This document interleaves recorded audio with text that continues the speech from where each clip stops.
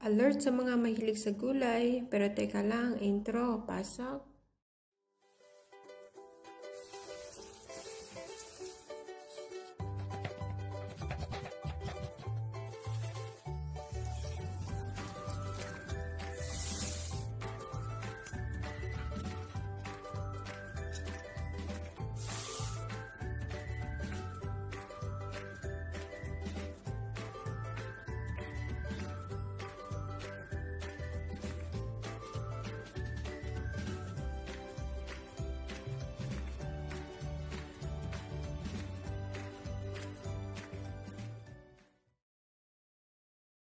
Saluyot, kalabasa, bell pepper, talong, meron tayong sibuyas, bawang, sili, at saka meron din akong konting Baguio beans. So, alam niyo pa kung anong lulutuin natin for today? Magluluto tayo ng utan o laswa o lauoy. In Ilonggo, tawag po sa amin dito utan o laswa. Pwede rin pong wag nagisahin. Ilagay lang po lahat ng mga sahog dyan sa kumukulong kawali or lutuan. Pero mas iba pa rin yung lasa niya, malinamnam kapag ginisa po natin. Ayan ang ating Baguio beans.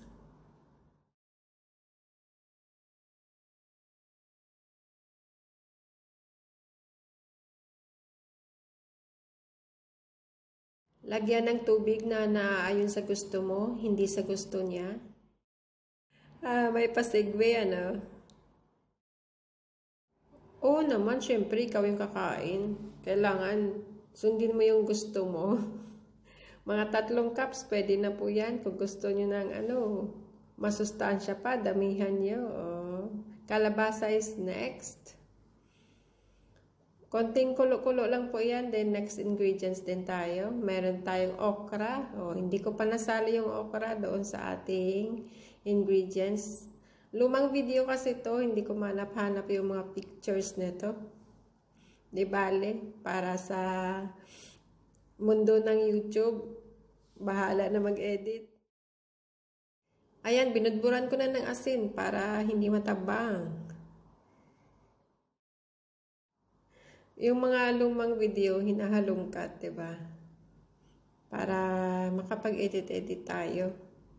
Ayan, konting kulo ulit. And then, ilagay na natin din ang next na ingredients. Siyempre, ano kaya ang masusunod? Hulaan nyo.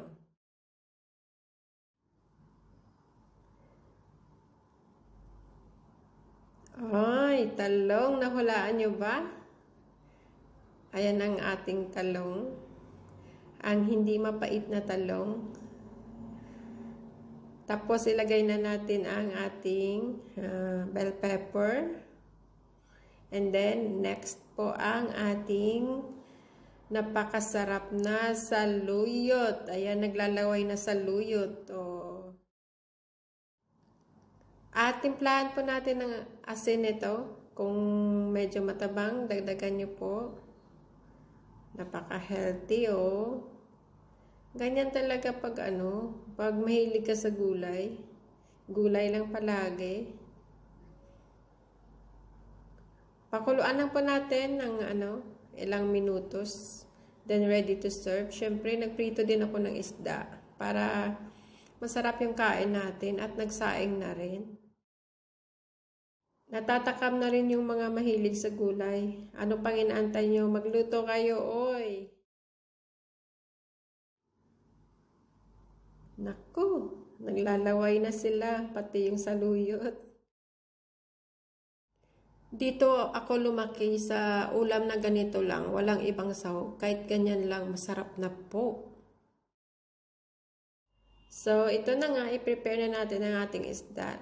Pwede nyo yung lagyan na lang ng asin at saka paminta. Then, ready to fry na po ito. Kainan na! Ayan. Thank you for watching, guys. Please do like, share, and subscribe. Comment down below. Have a nice day.